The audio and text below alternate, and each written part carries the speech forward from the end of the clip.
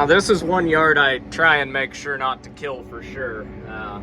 Gotta keep these guys happy. Well, I'm not gonna lie, it's all but too muddy to be spraying, but this stuff is greening up. It's April 20-something already, and I still don't have burn down done, so we're out here just sending it. AB line set, and running a little bit lighter loads on certain fields that I know are muddy. Floater tires are definitely going to get put on the list after the way the spring's been so far. Definitely going to be looking for a set of floaters for this sprayer. Really, when the stuff gets this green and you don't get it sprayed, don't get it killed, it's even harder to get a field to dry out, it seems like. So the guys that did a fall burn down last fall are really shining right now, but I don't like necessarily doing a fall burn down because honestly I feel like winter annuals are kind of nature's cover crop sometimes, because most of them are pretty easy to kill. But fall burn down definitely has its place, and it's shining around here, the guys that did it this year, because they're not fighting to get things clean now. So just making the outside rounds around this field. There's like 13 acres here. This is a 120 acre farm, and I'm only going to be able to spray about a third of it because 2/3 of it's all at creek bottom, and I know there is absolutely no way that I will be able to get that sprayed. So it is what it is. We're going to spray what we can get, and the rest will just have to either get disked later or burnt down, or I don't know. But it was chisel plowed last fall, and it is tremendously cleaner than this right here that I'm spraying. So we'll see how that works out, but we're giving her. We're gonna try and do something at least. Honestly, I'm still just waiting on a motorcycle to fly underneath the sprayer one of these days going down Highway 50 here. I know it'll happen one of these days. It's just not happened yet. But the guy that does it, well, I'd like to just give him a high five in advance. I'll try and keep the wheel straight. That way they don't eat themselves all over the pavement. But it would be cool if somebody did it. I'm sure it's been done.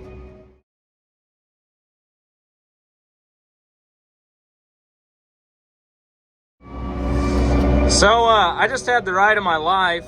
I'm still not wearing my seatbelt. Probably should be, but this damn sprayer just blew a fuse, and when it did it, it about sent me through the windshield.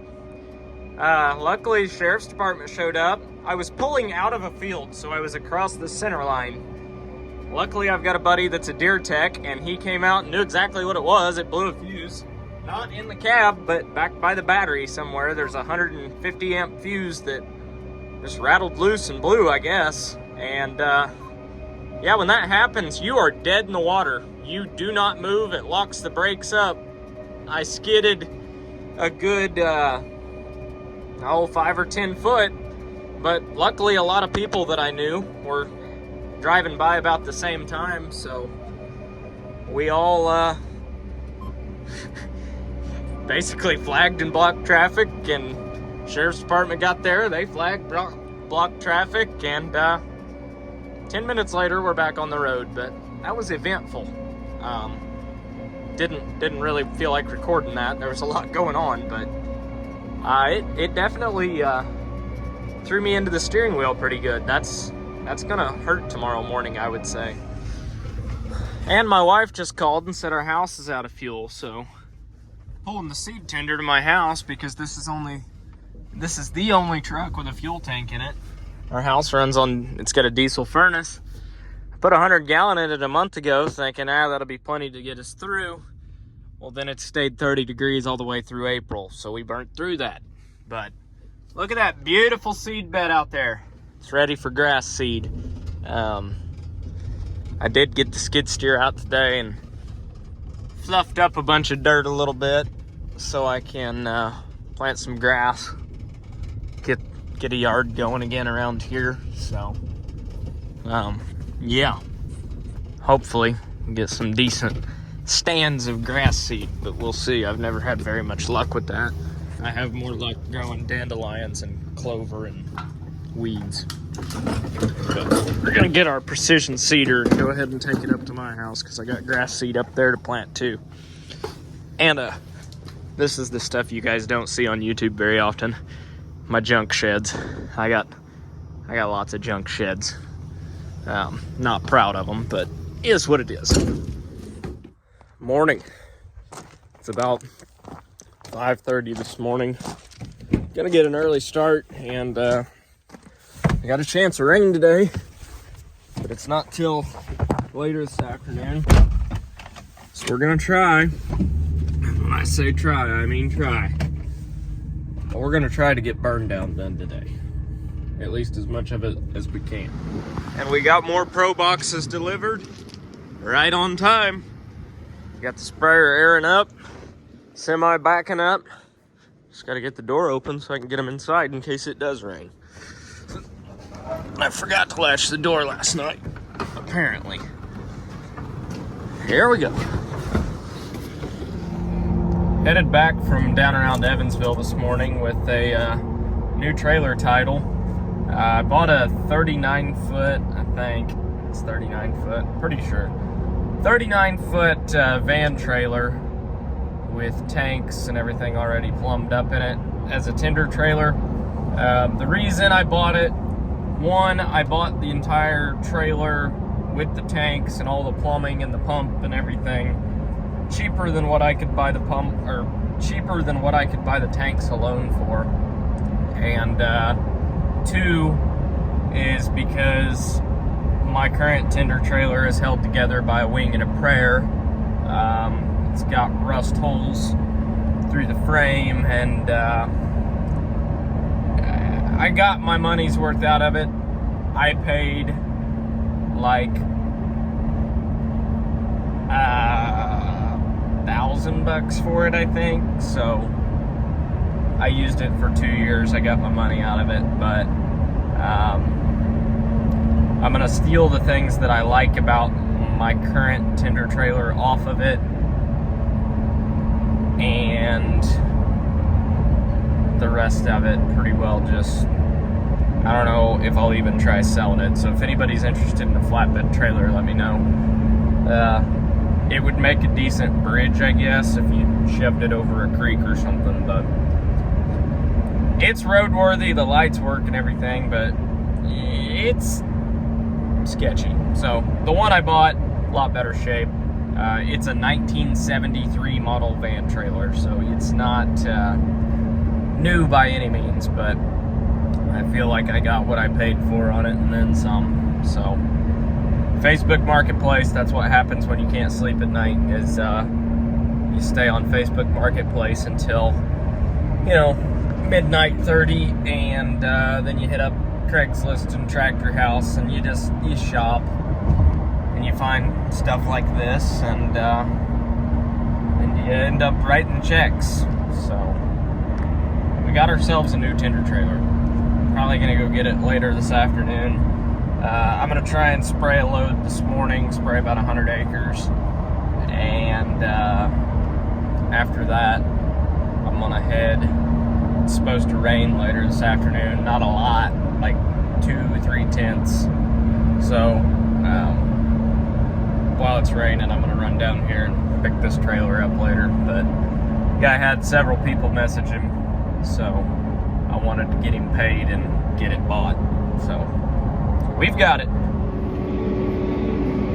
Clark Farms, hard at it today. One of us spraying, one of us trucking, getting her done.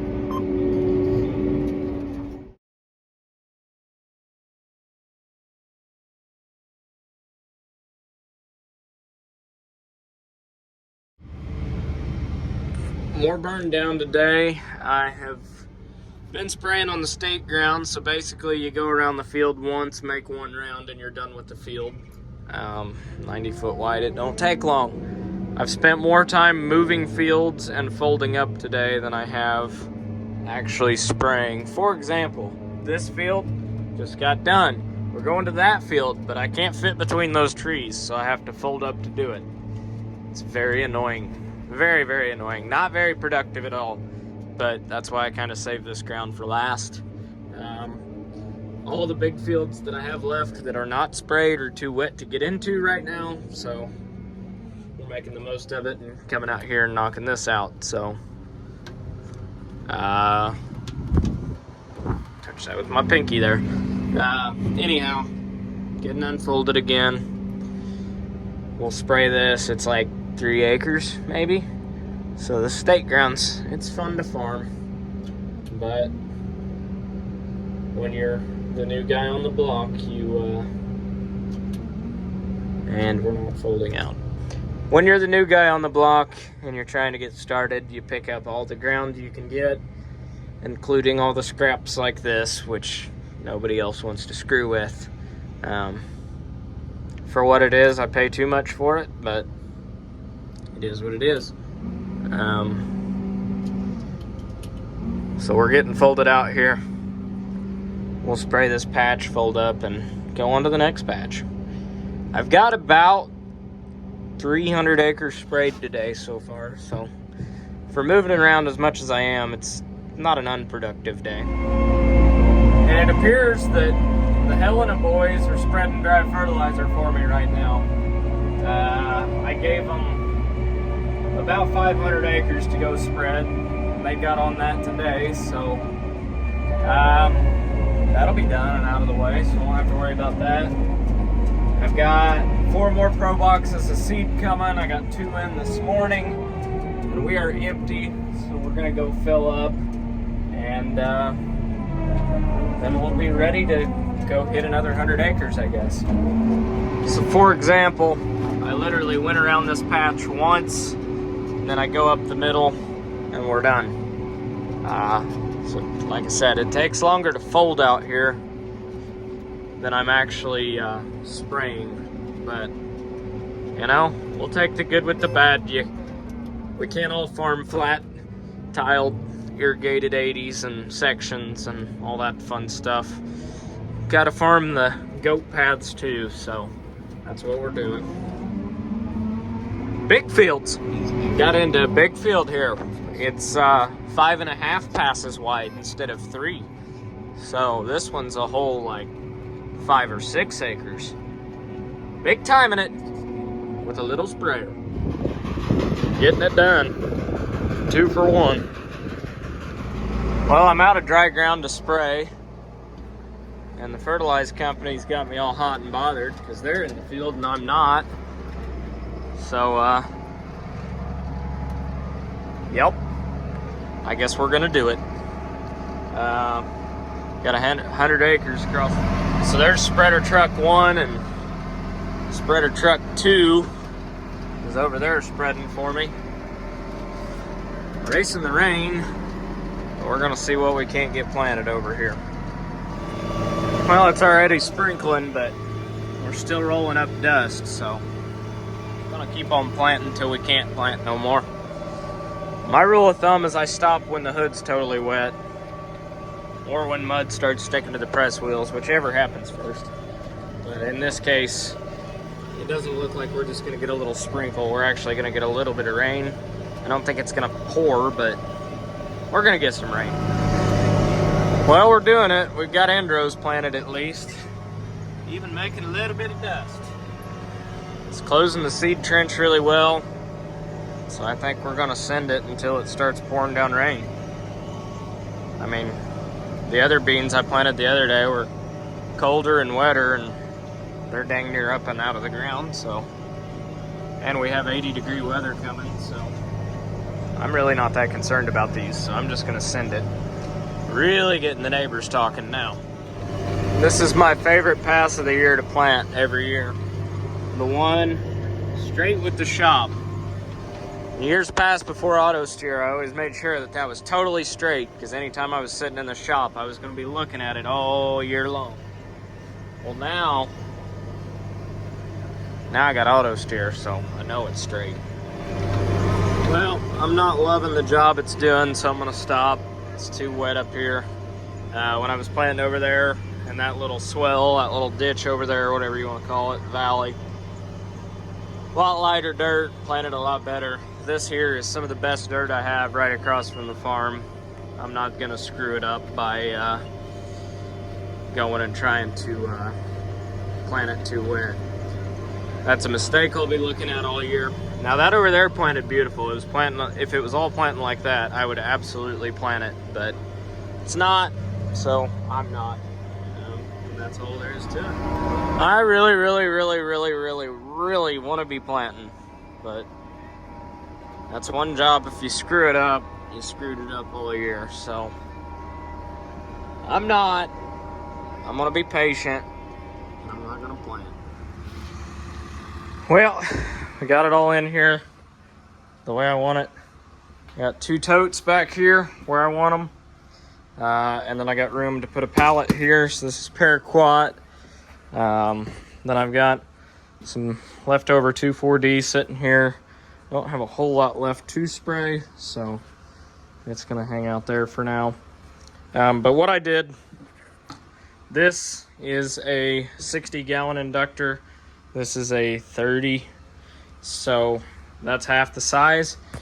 So my bulk chemical that's in totes, there's already holes drilled, but my meters, which I haven't put in here yet, but I've got electric meters that have a, well, it's an electric pump, and then it's got a meter on it that's digital, tells you how many ounces, gallons, whatever you want to put on there, whatever it wants to read. You can put whatever on there, basically. But it'll tell me how much I'm pumping into this inductor. So I'll just put those nozzles for both totes right into there, puts it in here. So bulk chemical goes into the bulk inductor. Then for the jugs and the smaller stuff, I have this, which has the chem knife in it, so I don't have to mess with taking all the lids off. Just stab them on there. That shoots water up into the jug, rinses it out, gets it clean, so on and so forth. So basically, all I gotta do is plumb that jet up. I'm gonna put gloves and stuff like that up there, put, you know, hand cleaner, things like that in here. Might even put like a couple spare shirts or something up there, just in case I douse myself. I'm pretty good at doing that. Never hurts to have a good change of clothes. I'm always one blown hose away from a really bad day. You shut a valve that's not meant to be shut, and all of a sudden life goes south. The other thing we got to do is plumb up the second pump. So it's got one pump in here, and it's going to have one pump outside. It does have electricity in here, as you can see. It's got power from the semi. Got that hooked up. That's where you hook your electric meters up to meter out of these pumps, whatever you want to call them. This pump will push product from in here to the sprayer, and then I'm going to have a separate pump basically right underneath there is where it's at, and it will pump from another water tank, or like if I'm putting on 28, I'll be able to fill both of these tanks with 28 and have totes of ATS in here. And with that ATS, I'll be able to blend as well.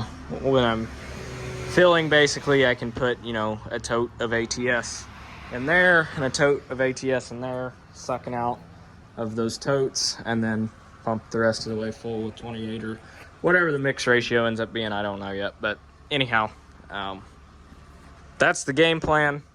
Hopefully it all works.